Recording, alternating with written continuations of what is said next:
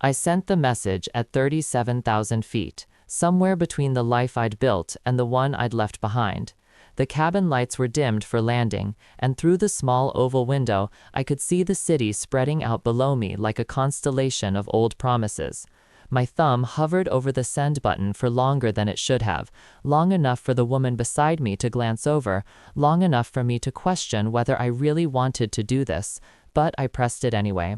Flight lands at 6:15 p.m., home tomorrow.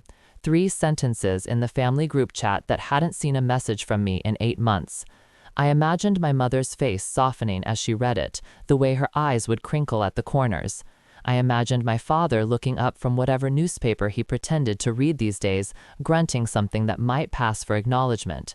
I imagined the flurry of responses, heart emojis, exclamation points, maybe even a "finally" from my younger sister, who used to text me separately late at night when the house got too quiet.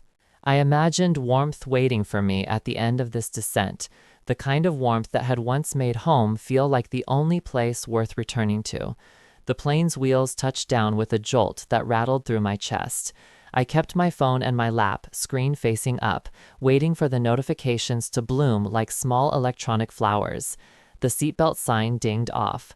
Around me, passengers stood and stretched, reaching for overhead compartments, already moving forward into their lives. I sat still, watching the screen. One notification appeared. Just one. My brother's name lit up the display. "Okay, let me know if you need a ride." 7 words. No punctuation at the end, as if the sentence had simply given up. No emojis. No warmth. Just information delivered like a weather report. Factual, distant, necessary. I stared at those 7 words until they stopped looking like language and became something else entirely, something that felt like the gap between what I'd hoped for and what I should have known to expect. The overhead compartment creaked open above me. I pulled down my carry-on with hands that felt disconnected from my body, moved through the aisle behind a family of 4, listened to a little boy ask his mother why the clouds looked pink from up here. The jet bridge smelled like recycled air and distant jet fuel. My footsteps echoed against the metal floor, each one taking me closer to something I couldn't quite name yet, not homecoming, not reunion, but something quieter and more complicated than either of those words could hold. Inside the terminal, I found an empty gate across from my arrival and sat down in one of those uncomfortable chairs that seemed designed to prevent anyone from staying too long. The airport hummed around me, announcements crackling through speakers about delayed flights and final boarding calls, the squeak of rolling suitcases, the shuffle of tired travelers moving toward whatever waited for them beyond the sliding glass doors. I opened the group chat again and read my brother's message 3 more times, as if repetition might reveal some hidden warmth I'd missed on the first reading.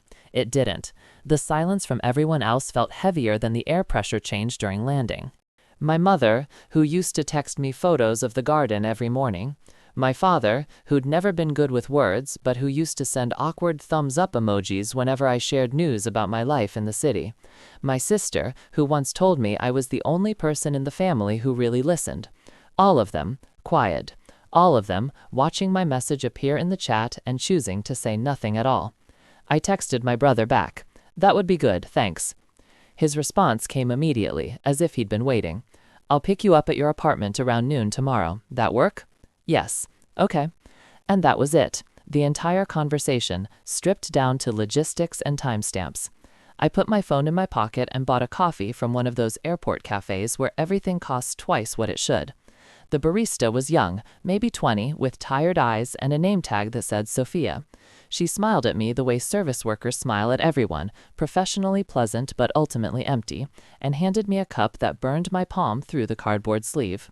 I found a spot near the tall windows overlooking the tarmac and watched planes taxi in the orange light of early evening. Behind me, a woman was crying into her phone, telling someone that she'd made it, that she was safe, that she couldn't wait to see them. Her voice cracked with joy, and I felt something dark and small curl up in my chest. Not quite jealousy, but something adjacent to it, something that tasted like recognition. The coffee was too hot and too bitter, but I drank it anyway because it gave me something to do with my hands. Outside, a plane lifted into the air, nose tilting upward, wheels folding into its belly like a bird pulling in its feet. I wondered if anyone on that flight was running towards something or away from it, and whether they knew the difference. The ride to my apartment took 45 minutes through traffic that felt personal, as if the city itself was trying to slow my return. I pressed my forehead against the cool glass of the taxi window and watched familiar landmarks slide past. The park where my father used to take us on Sunday afternoons, the library where I'd spent entire summers reading on the steps, the intersection where my sister had her first car accident and called me crying because she was afraid to tell her parents. Every street held a memory, and every memory felt like evidence of something I'd tried very hard to leave behind. My apartment was exactly as I'd left it, small, temporary, a place for sleeping between flights rather than living. I'd taken this place 3 years ago when I accepted the job in the city, back when leaving felt like possibility rather than escape. The furniture was minimal, a bed, a desk, a single bookshelf half empty because I'd never quite committed to the idea of staying. On the wall above my desk hung a photograph from my college graduation, all of us together, arms around each other, smiling like we believed the good parts would last forever. I unpacked slowly, hanging up the few clothes I'd brought, placing my toiletries on the bathroom counter in a neat row. Everything had its place. Everything was controlled and orderly and small enough to fit inside a single suitcase if I needed to leave again. I'd become good at that over the years. Keeping my life portable, keeping my attachments loose, keeping myself ready to move at a moment's notice. Night came through the window like a gradual bruise, purple deepening to black. I ordered food I didn't eat and tried to read a book I'd started on the plane, but the words wouldn't stay still on the page.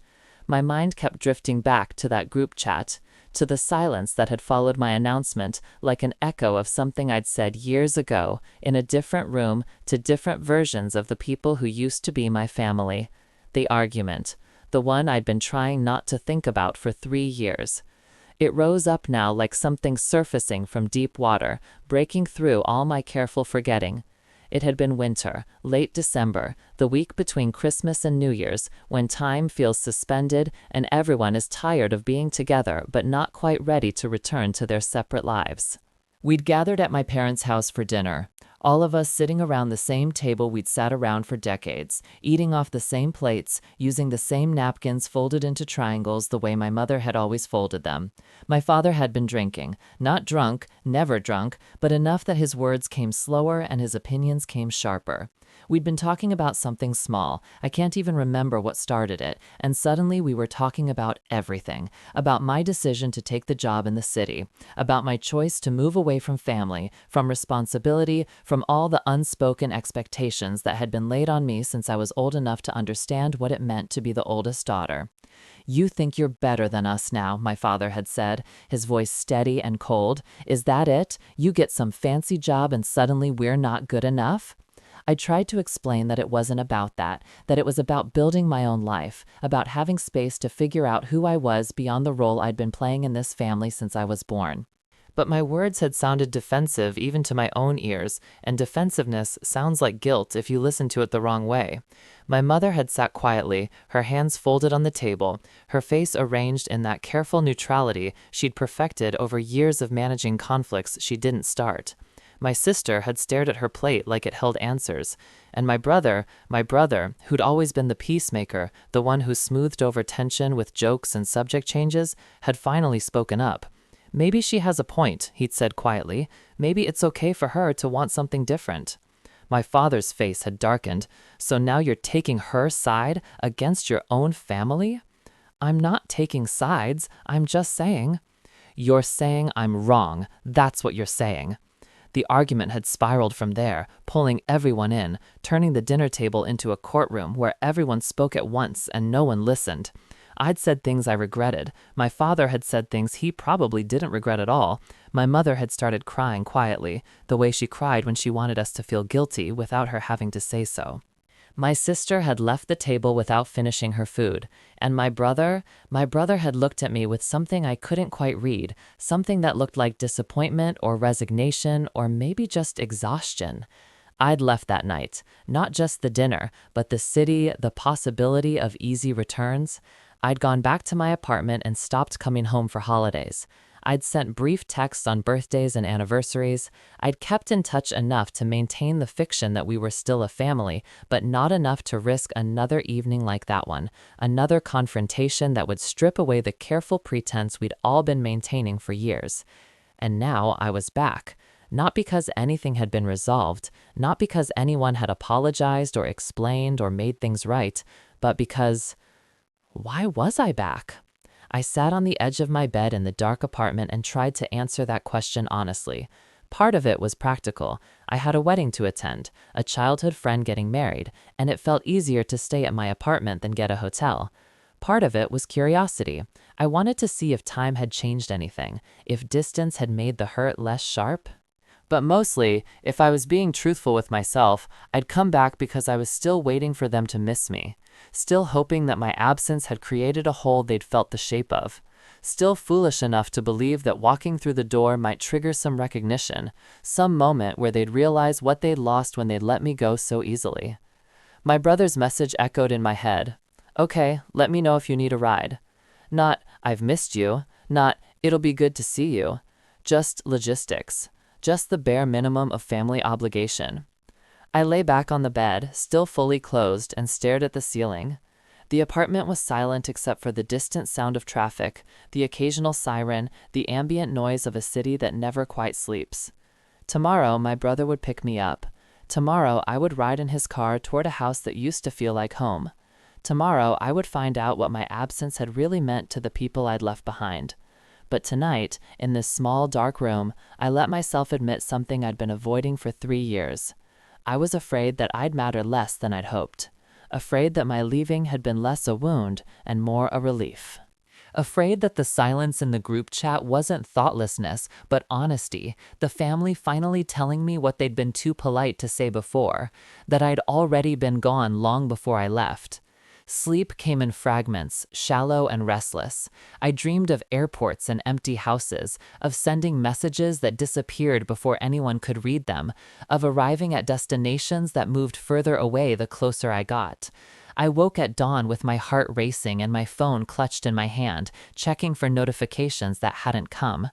The morning moved slowly, each hour dragging its feet toward noon.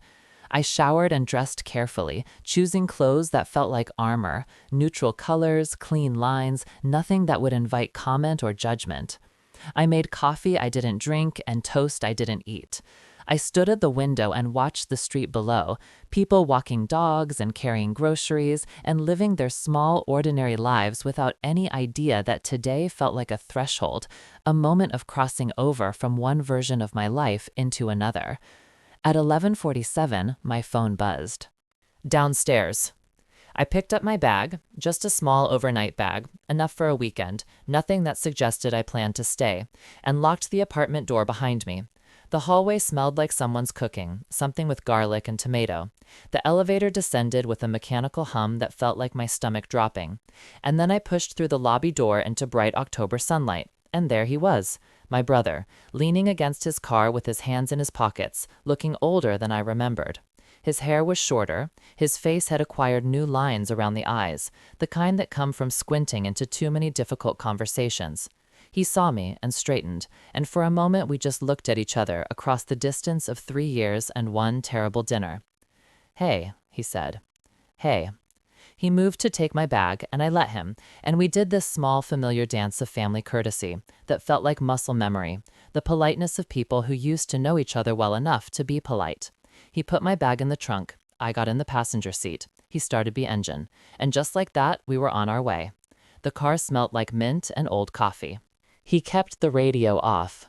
For the first 10 minutes, neither of us spoke, and the silence felt like its own kind of conversation, each of us waiting for the other to break it, neither of us quite brave enough to begin. Finally, he cleared his throat. "How was your flight?" "Fine. Long." "Yeah." More silence. The GPS on his phone directed us toward the highway, the voice cool and mechanical, treating this journey like any other series of turns and merges. "Thanks for picking me up," I said, because someone needed to say something, and gratitude seemed safer than honesty. "Of course." He switched lanes, checked his mirrors. "I'm glad you're back, even if it's just for the weekend." Something in his tone made me glance over at him. He was staring straight ahead, his jaw tight, his hands gripping the steering wheel like he was holding on to something that might try to escape. "Is everything okay?" I asked. "Define okay." It wasn't like him to be cryptic. My brother had always been direct, almost aggressively straightforward, the kind of person who said exactly what he meant and expected everyone else to do the same. This evasiveness felt wrong, like seeing someone write with the wrong hand. "The family," I said carefully. How are they?" He laughed, but it wasn't a happy sound. It was the kind of laugh that happens when the alternative is something worse. "They're the same, exactly the same. That's kind of the problem." "What does that mean?" "It means," he trailed off, merged onto the highway, accelerated into the flow of traffic.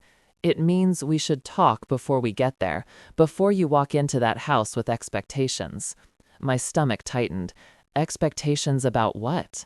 About how they're going to react to seeing you, about what they've told themselves about why you left, about... He stopped, shook his head. "I'm doing this wrong. I'm supposed to ease into it, not just dump it on you while we're doing 65 on the interstate." "Dump what on me?" He didn't answer right away. We drove past strip malls and office parks, the ugly sprawl that surrounds every American city like a protective barrier of chain restaurants and parking lots. The sun was high and bright, making everything look overexposed, too clear, too honest. "They're angry," he said finally. "Not all the time, not obviously, but it's there underneath everything, this low-level resentment that never quite goes away." "About me leaving?" "About you leaving without apologizing, about you not coming back for holidays, about you choosing yourself over the family, or however Dad's phrased it this week." He glanced at me, and his expression was complicated, sympathy mixed with something else, something that might have been frustration. "They've built this whole narrative about you being selfish, about you thinking you're too good for us now. And the more time passes, the more solid that story gets, until it starts to feel like fact instead of interpretation." I felt something cold settle in my chest.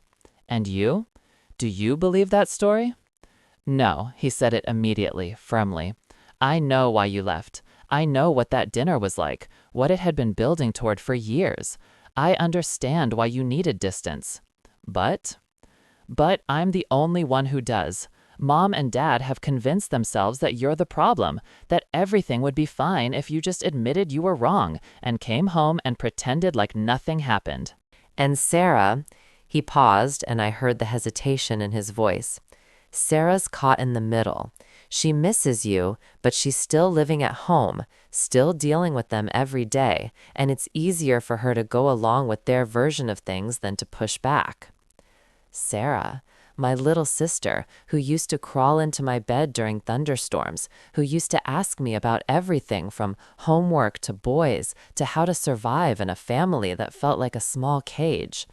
I'd left her behind when I left, and the guilt of that had been a constant weight for 3 years. So nobody responded to my message because they're angry? Nobody responded to your message because they don't know how to respond without admitting that they miss you, and admitting they miss you feels like admitting they were wrong, and admitting they were wrong is something this family is genetically incapable of doing. His bitterness surprised me. My brother had always been the steady one, the balanced one, the one who could see everyone's perspective and find the middle ground. Hearing him talk like this, with edges, with anger barely contained, made me realize how much had changed while I'd been gone. "So why are you telling me this?" I asked. "Why not just let me walk in and figure it out myself?"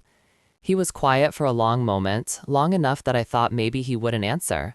We took the exit toward our hometown, the roads getting narrower and more familiar, lined with trees that were just beginning to turn gold and red at the edges. "Because I need you to understand something before we get there," he said finally. "This isn't going to be what you're hoping for. They're not going to welcome you with open arms. They're not going to apologize or acknowledge that they drove you away. They're going to be polite and cold and passive-aggressive, and you're going to feel like you're crazy for thinking things should be different." "Then why did you agree to drive me there? Why not just tell me to stay away?" Because you deserve to know the truth about what happened after you left, about what they've been saying about you, about he stopped at a red light and turned to look at me fully for the first time since I'd gotten in the car. His eyes were sad and angry, and something else I couldn't quite name. About why I texted you back when no one else did. The light changed, he drove on, and I sat there in the passenger seat, feeling the familiar landscape roll past the window, understanding that whatever I'd thought I was coming home to, the reality was going to be something entirely different. Tell me, I said quietly. Tell me what happened. So he did. He told me about the days after I left, how the house had felt charged with unspoken tension, everyone moving around each other carefully, avoiding the empty chair at the dinner table. He told me about my father, who'd made casual comments about people who abandoned their families, who'd turned my absence into a kind of proof that he'd been right about me all along. He told me about my mother, who'd cried in private but defended my father in public, who told my siblings that families were supposed to stick together no matter what, as if love was a matter of physical proximity rather than mutual respect. He told me about Sarah, who'd asked about me constantly at first, wanting to know when I was coming back, if I was okay, if I was angry at her too. And how over time those questions had faded, replaced by the family's official narrative, that I'd chosen my career over them, that I'd always thought I was better than everyone else, that my leaving was inevitable because I'd never really belonged. They rewrote history, my brother said, his voice tight, made it sound like you were always planning to leave, like you were always looking for an excuse. They forgot about all the times you came home from college to help Sarah with her homework. They forgot about how you used to call Mom every Sunday, how you sent Dad articles about his favorite sports teams, how you tried so hard to be the perfect daughter even when it was killing you. Why didn't you correct them? I asked, and I heard the edge in my own voice, the accusation I hadn't meant to let slip. I tried, he sounded tired. God, I tried, but you weren't there, and they were, and eventually it felt like I was fighting a battle I couldn't win. Every time I defended you, they'd say I didn't understand, that I didn't know the full story, that I was too naive to see what you'd really done. And Sarah started parroting their lines back at me, and I realized I was making things worse for her by pushing back, so I just stopped. The confession hung between us like something physical. I wanted to be angry at him, but I couldn't quite manage it. I understood the impossible position he'd been in, trying to bridge a gap that widened every day I stayed away. There's more, he said quietly. Something I haven't told you yet. My hands were folded in my lap, fingers twisted together. I made myself breathe slowly, carefully, like I was rationing air. What? They've been telling people you had a breakdown, that you left because you were having some kind of mental health crisis, not because of them, not because of anything they did. The words hit me like cold water. What? It started with extended family, aunts and uncles who asked why you weren't at Christmas. Mom told them you were going through something, that you needed space to work things out. And that evolved into this whole story about you struggling, you being fragile, you needing distance for your own mental health. He glanced at me, his expression pained. They made themselves the victims, made it seem like they were being understanding and supportive while you dealt with your issues, when really they just didn't want to admit that they drove you away. I felt my face getting hot, felt something sharp and bright rising in my throat. So everyone thinks I'm, unstable? Broken? They think you're complicated, that there's more to the story than they know, which is true, but not in the way Mom and Dad made it sound. I turned to look out the window, trying to process this. All this time, while I'd been building a life in the city, establishing myself in my career, becoming the version of myself I'd always wanted to be, my family had been constructing a completely different narrative, one where I was the problem, one where they were the martyrs, one where my absence was proof of my weakness rather than their failure.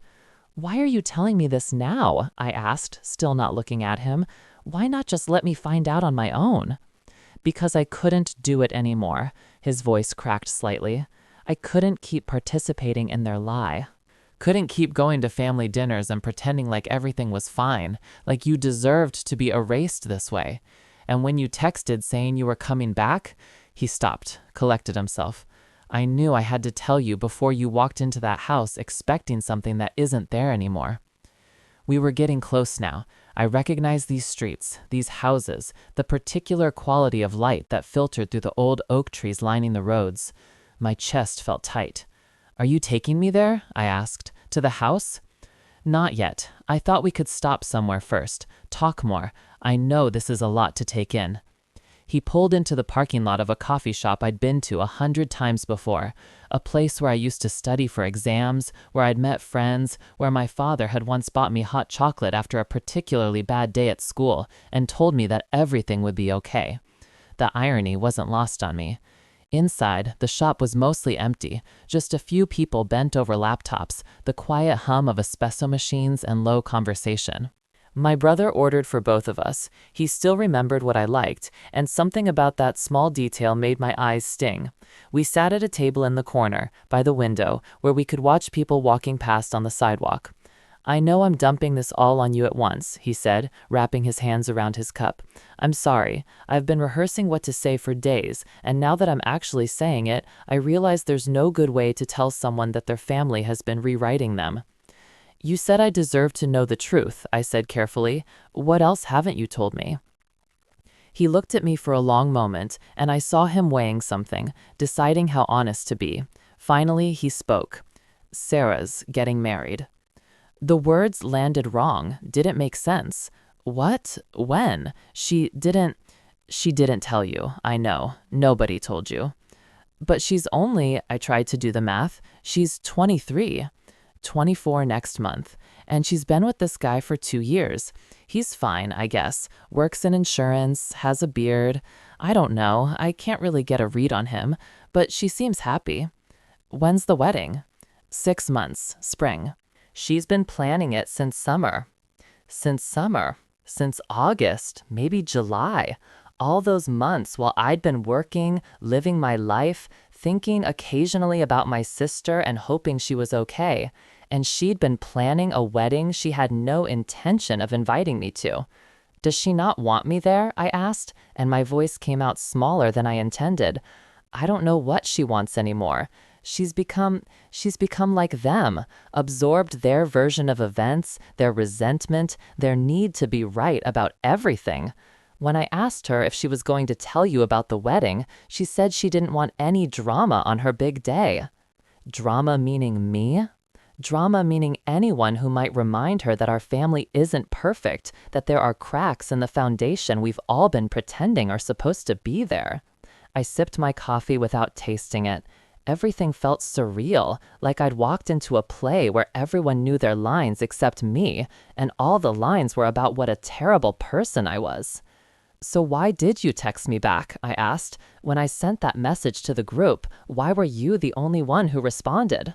He looked down at his hands. Because I'm tired of lying, tired of pretending like you don't exist, like what happened was your fault, like this family isn't broken in ways that have nothing to do with you. He looked up, met my eyes. And because I miss my sister, the real one, not the villain version they've created. Something in my chest loosened slightly. Not enough to make this okay, but enough to remind me that I hadn't imagined everything, that there had been real love here once.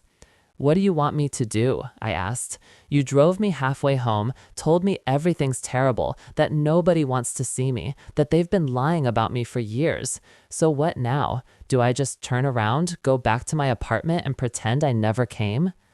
No, he said it firmly.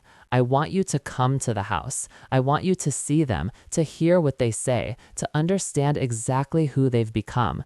And then I want you to make your own choice about whether they deserve to be in your life. Why? Because you're still hoping they'll change. I can see it in your face. You're still hoping that if you just show up, just be present, just give them one more chance, they'll remember who you actually are and apologize for forgetting. He leaned forward, his expression intense.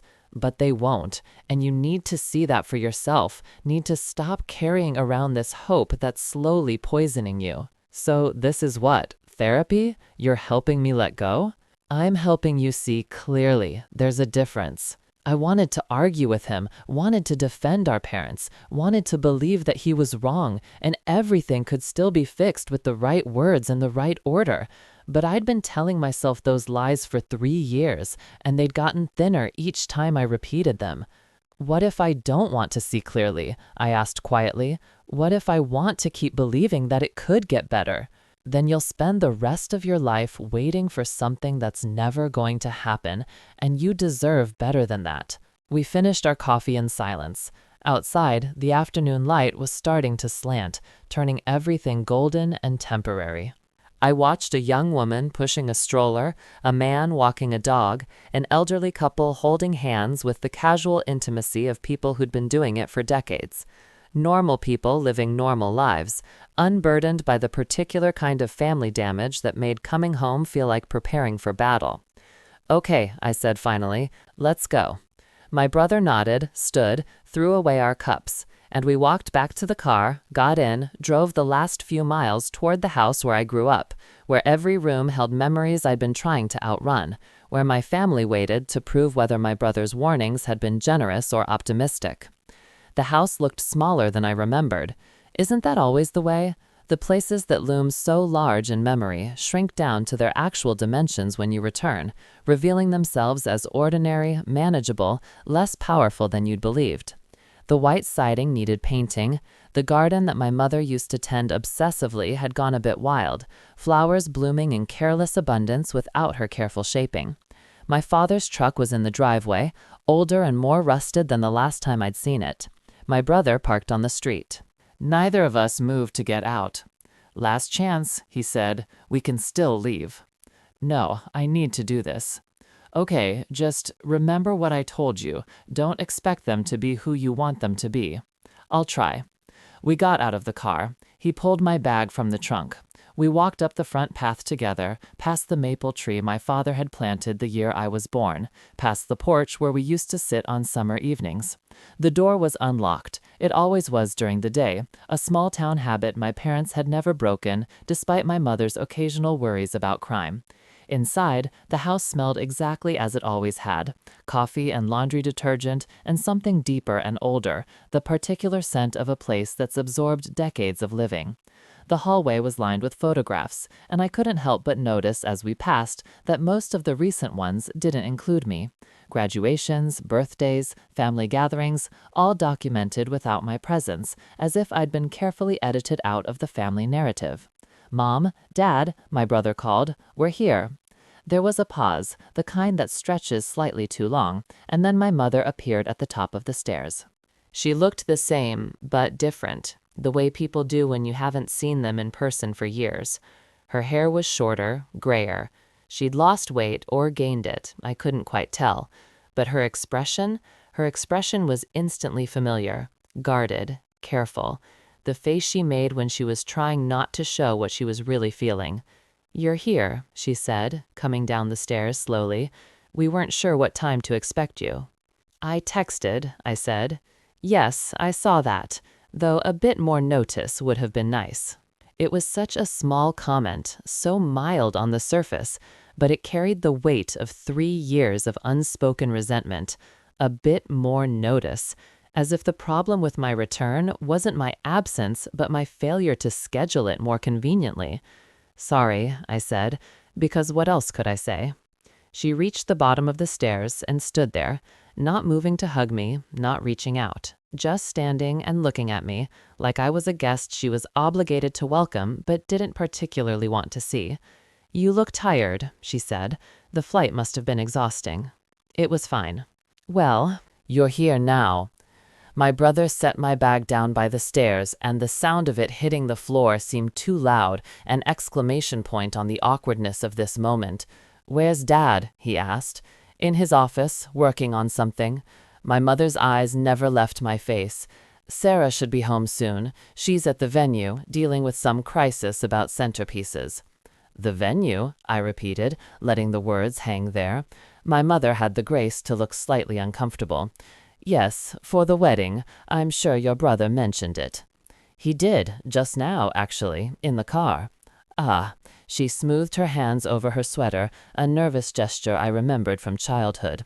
Well, it's all been very sudden. Sarah didn't want a long engagement.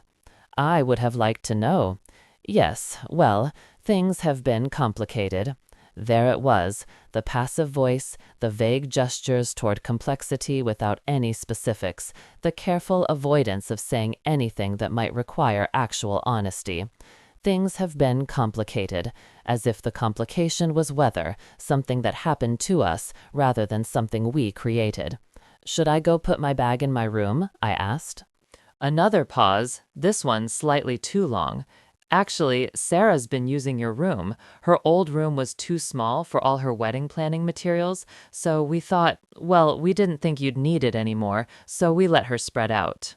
Of course, my room, given away like I died rather than moved.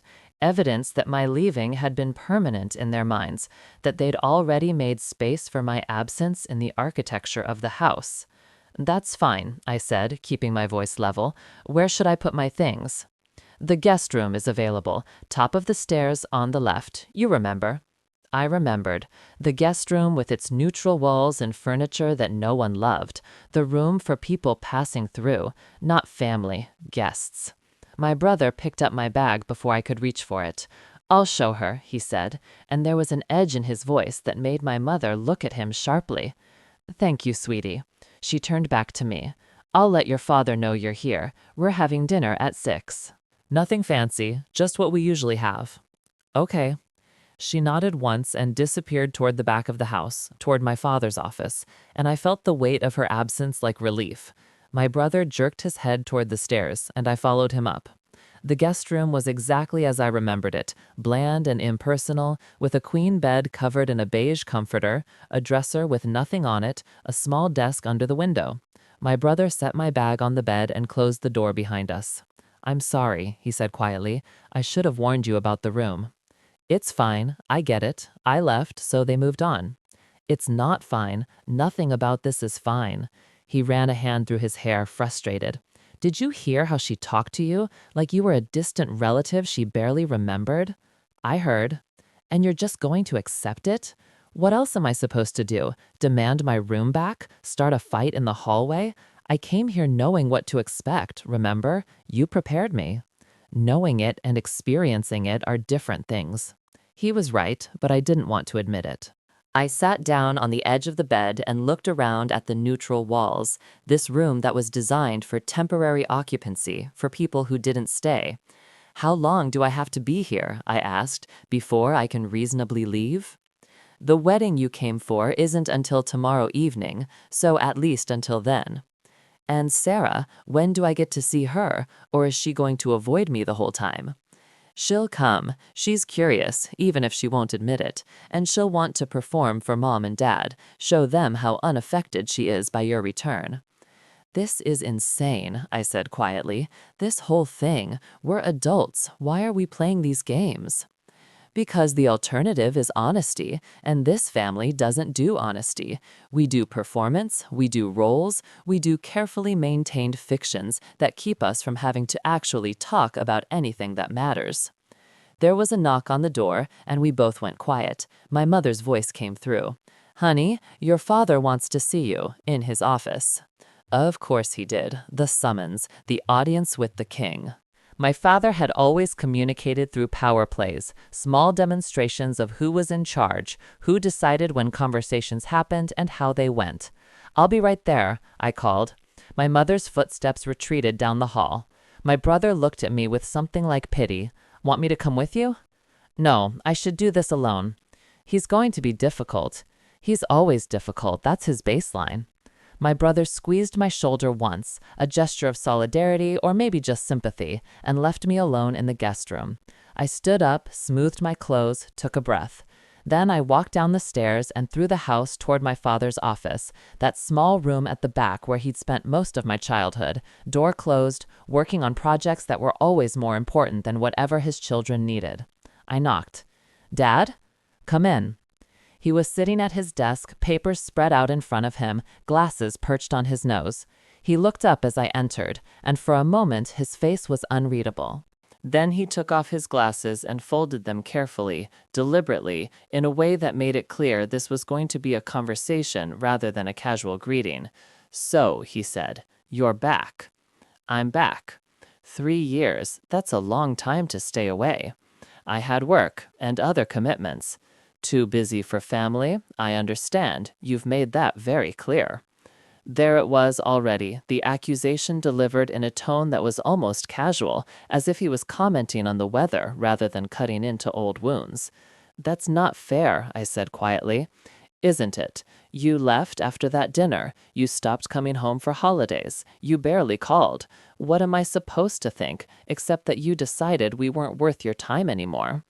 I could feel the old patterns trying to reassert themselves, the part of me that wanted to apologize, to smooth things over, to take responsibility for his feelings so we could move past this. But something had shifted during the drive with my brother, during that conversation in the coffee shop.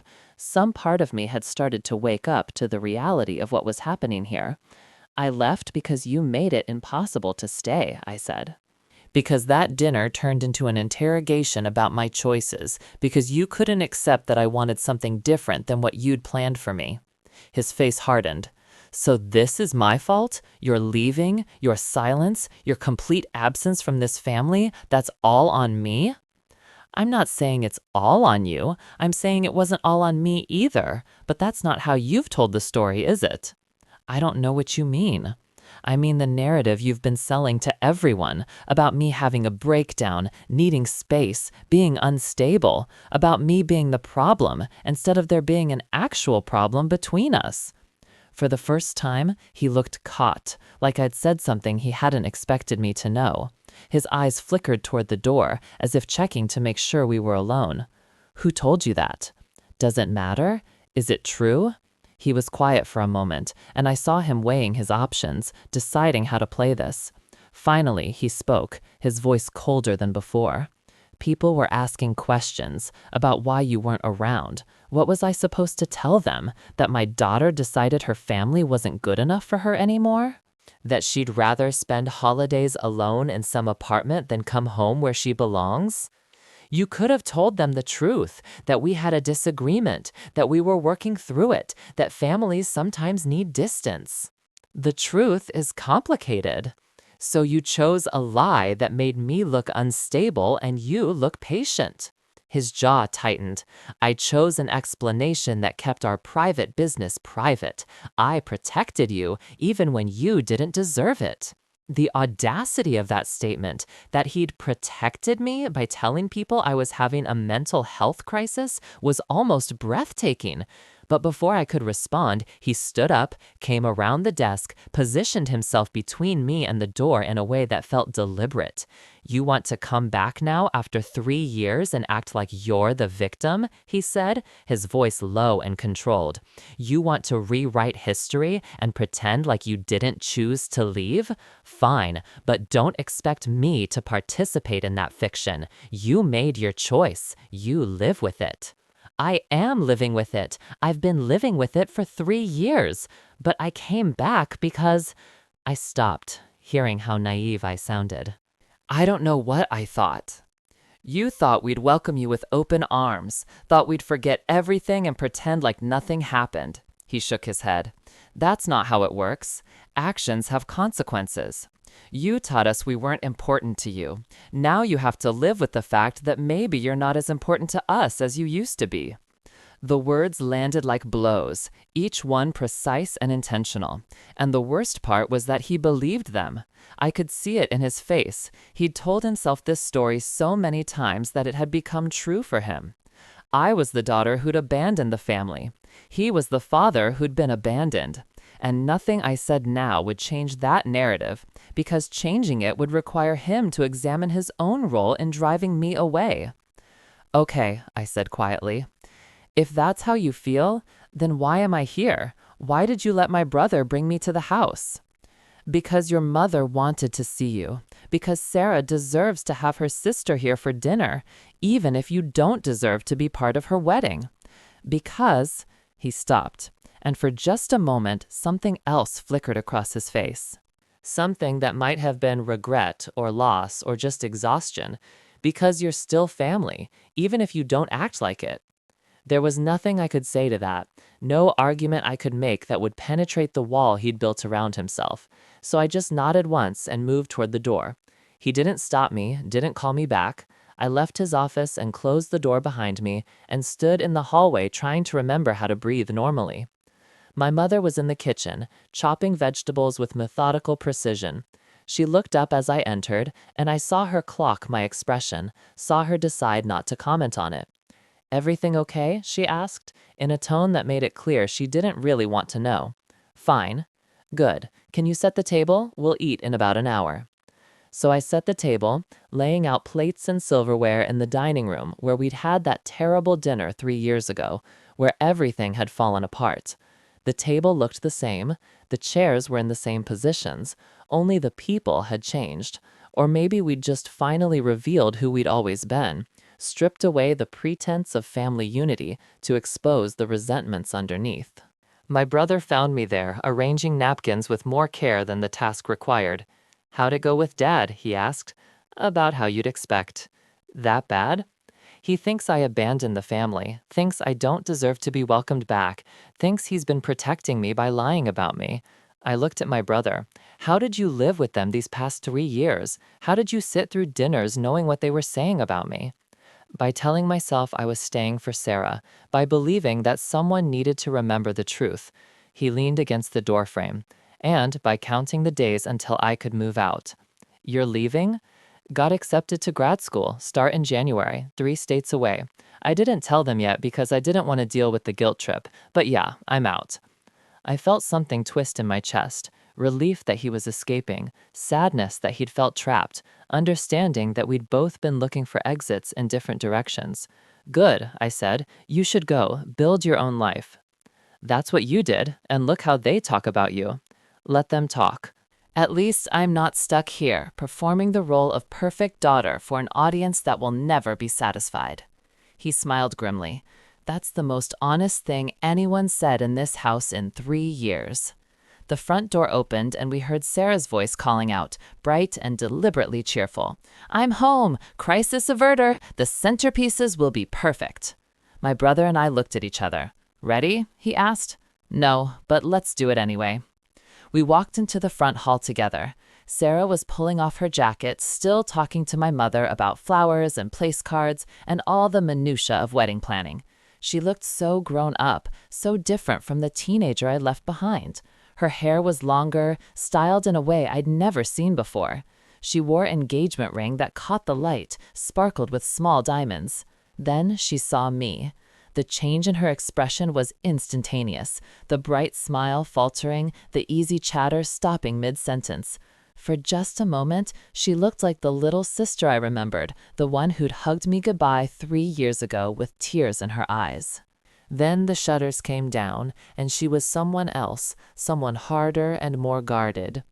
"You're here," she said, and her tone was perfectly neutral, giving nothing away. "I'm here. Congratulations on the engagement. Your ring is beautiful." "Thank you." She touched it automatically, protective. It was his grandmother's. "That's special." "Yes." We stood there in the hallway, the conversation dying before it could really begin. My mother watched us with careful attention, like she was waiting for one of us to make a mistake, to say something real that would force everyone to acknowledge the tension in the room. "Sarah's wedding is going to be beautiful," my mother said, filling the silence. "She's put so much work into it." "I'm sure it will be," I said, looking at my sister. "I'd love to hear about it if you want to tell me."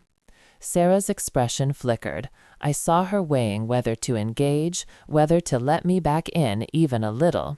Finally, she spoke, but her voice was cool, keeping distance between us.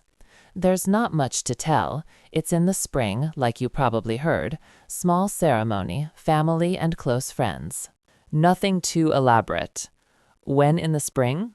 "April, the 23rd. 6 months away. Far enough in the future that I couldn't use it as an excuse to stay, close enough that the planning was already consuming her. And I hadn't been invited, hadn't even been told, until my brother broke the news." "That sounds lovely," I said carefully. "April's a beautiful month." That's what I thought. Another silence. My mother had gone back to the kitchen, leaving us alone in a hallway. My brother had disappeared somewhere, probably giving us space, or maybe just escaping the awkwardness. Can we talk? I asked Sarah quietly. Just for a few minutes? About what? About us. About why you didn't tell me you were getting married. Her face hardened. I think you know why. I'd like to hear it from you. She looked at me for a long moment, and I saw the war happening behind her eyes, the part that missed me, fighting with the part that resented me, the little sister who'd once worshipped me, battling with the adult who'd learned to live without me. Not now, she said finally. Mom needs help with dinner, and I'm tired from dealing with vendes all day. Maybe later. It was a dismissal, polite but firm. I nodded, accepting it, knowing I couldn't push. Okay, later. She moved past me toward the kitchen, and I stood alone in the hallway where we used to play as children, where we'd built forts out of couch cushions and imagined ourselves as explorers. That version of us felt impossibly distant now, like looking at strangers through old photographs. Dinner was exactly as painful as I'd anticipated. We sat around the table, my parents at either end, my brother and sister on one side, me alone on the other, and went through the motions of family conversation. My mother asked about work, and I gave vague answers. My father said almost nothing, just ate steadily and watched me with an expression that somehow managed to be both present and entirely absent. Sarah talked about the wedding when prompted, but directed her comments to our mother, not to me. My brother tried to fill the silences, tried to create some kind of normalcy, but eventually even he gave up and just focused on his food. We were performing, all of us. Playing the roles of a family having dinner together, saying the lines we were supposed to say, but with none of the warmth or connection that would have made it real. It was like watching a play about family instead of being in one. After dinner, I helped my mother clear the table, carrying plates into the kitchen in silence. She washed, I dried, and we moved around each other with the practiced efficiency of people who'd done this dance 1,000 times before. Thank you, she said finally, not looking at me, keeping her eyes on the soapy water. I know it wasn't easy. Mom, let me finish. She scrubbed at a plate with more force than necessary. I know things are difficult.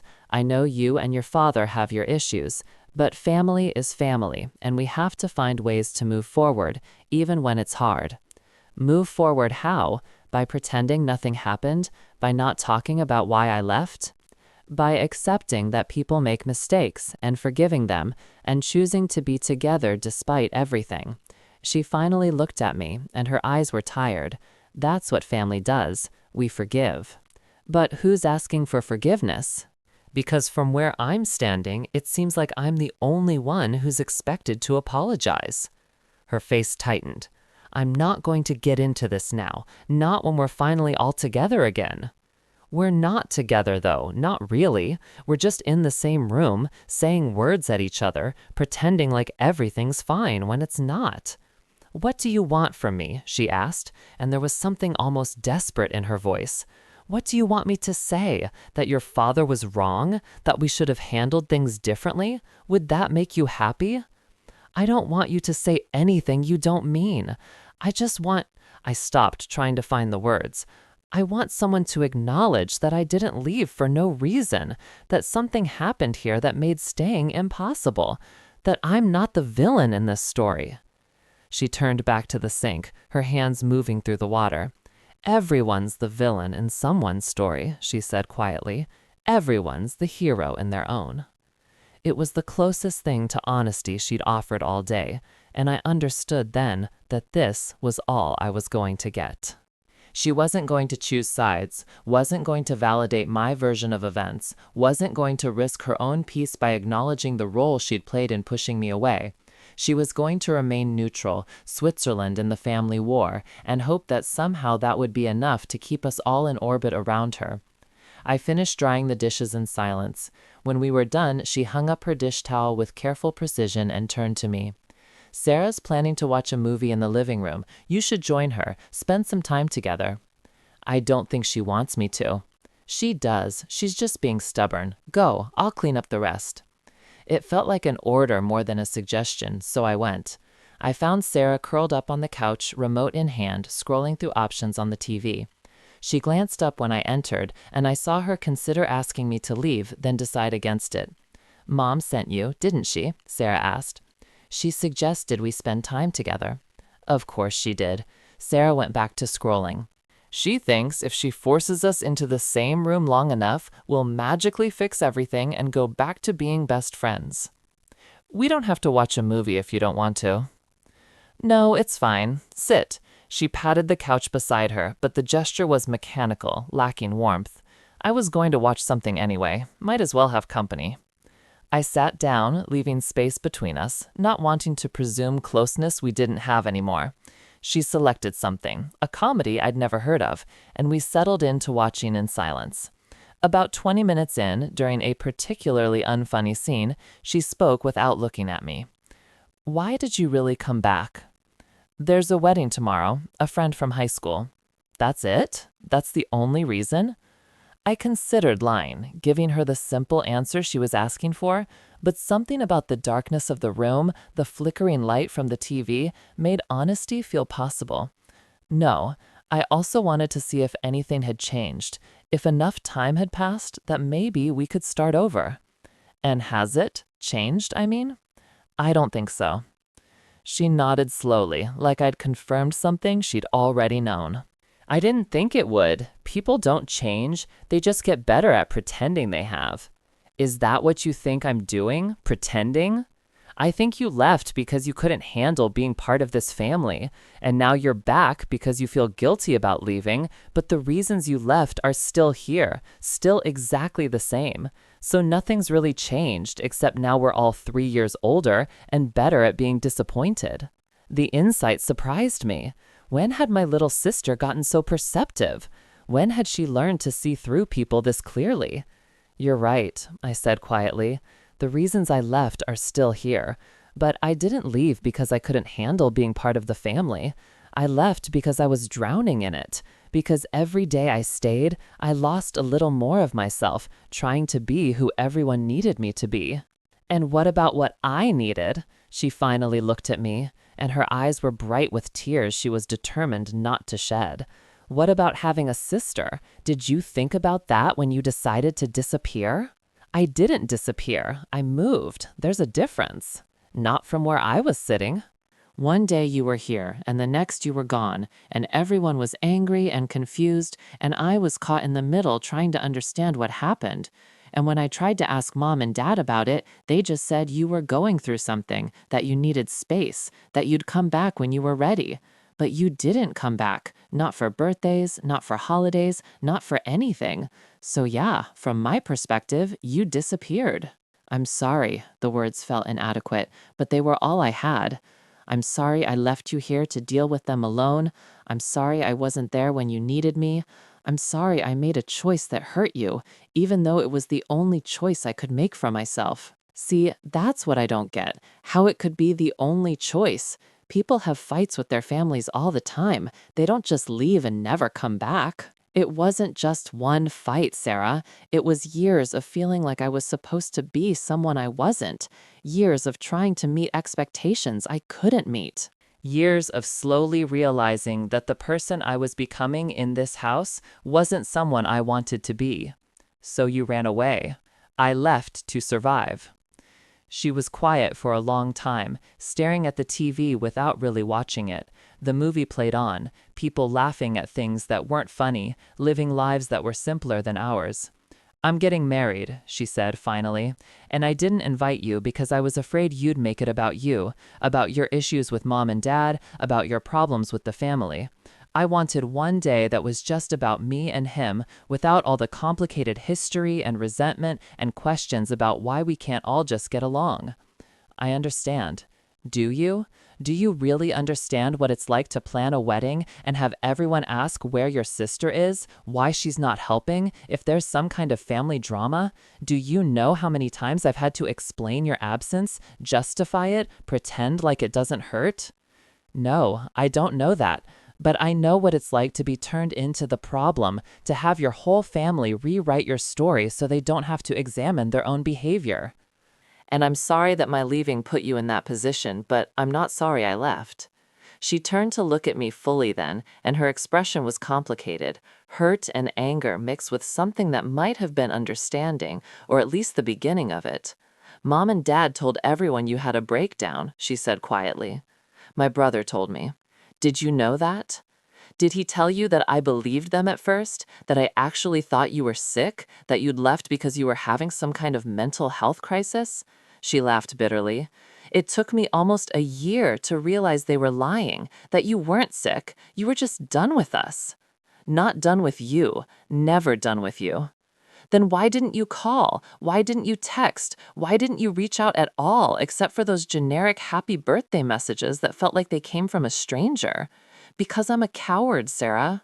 Because I was so afraid of being rejected by you that I rejected you first. The tears she'd been holding back finally fell, sliding down her cheeks in the blue light from the TV. I missed you, she whispered. Every single day I missed you. And I was so angry at you for not being here, for not even trying to stay in my life. And the longer you were gone, the easier it got to believe their version of things, to think maybe you really were selfish, maybe you really did think you were too good for us. I moved closer to her on the couch, slowly, giving her time to pull away if she wanted to. She didn't. Instead, she leaned into me, and I put my arms around her like I used to when she was little and scared of thunderstorms. I'm sorry, I said into her hair. I'm so sorry. I should have called. I should have found a way to stay connected to you, even if I couldn't be connected to them. I was protecting myself, but I ended up hurting you in the process. I wanted to invite you to the wedding, she said, her voice muffled against my shoulder. But Dad said it would be disrespectful, that you'd made your choice and now you had to live with it. And Mom agreed with him, and I didn't know how to fight them both, so I just didn't. It's okay. It's not okay. None of this is okay. We're a mess, and we pretend we're not, and it's exhausting. We sat like that for a while, holding each other in the flickering light of the TV, two sisters trying to find their way back to each other across 3 years of silence and hurt. The movie ended. Another one started. Neither of us moved to change it. Do you think we can fix this? Sarah asked eventually. Not the family. I don't think that's possible. But us? Do you think we can fix us? I think we can try, if you want to. I do want to. I just don't know how to do it without them finding out, without it becoming this whole thing where I have to choose between you and them. You don't have to choose. We can take it slow. Text sometimes, call when you can, build our own relationship that isn't dependent on their approval. And the wedding is your day. I don't need to be there. I just need to know that we're okay, that you don't hate me. I don't hate you. I'm angry and hurt and confused, but I don't hate you. She pulled back to look at me. I love you. I never stopped loving you, even when I wanted to. I love you too. It wasn't a fix, it wasn't a solution, but it was real, and that was more than I'd had with anyone else in this house since I'd arrived. We finished the second movie together, and then Sarah went up to bed, and I found myself alone in the living room with the TV still playing, casting its blue light over furniture that hadn't changed in decades. My brother appeared from wherever he'd been hiding. How'd it go? He asked, settling into the armchair. Better than expected. We talked, actually talked, not just performed at each other. Good. She needs you, even if she doesn't know how to say it. She's getting married and I'm not invited. I know, Dad made sure of that. She told me. He said it would be disrespectful for me to be there. My brother's face darkened. Of course he did. He's still punishing you for leaving, still making sure everyone knows you're the one who broke the family. I didn't break the family. The family was already broken. I just stopped pretending it wasn't. I know. But try telling them that. We sat in comfortable silence for a while, the kind of silence that only exists between people who understand each other without needing to explain. Finally, I asked the question I'd been holding back all day. Why did you really text me back? And don't say it's because you missed me or because you thought I deserved to know the truth. There's something else, something you're not telling me.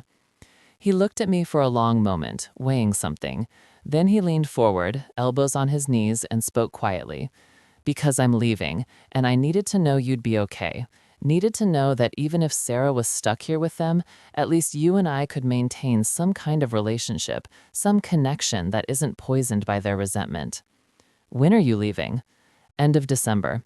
I'm finishing up some things here, packing, getting ready. I haven't told them about grad school yet because I know it's going to be a nightmare. They're going to say I'm abandoning them, just like you did. They're going to make it about them instead of about me building my own life. So you're following my lead.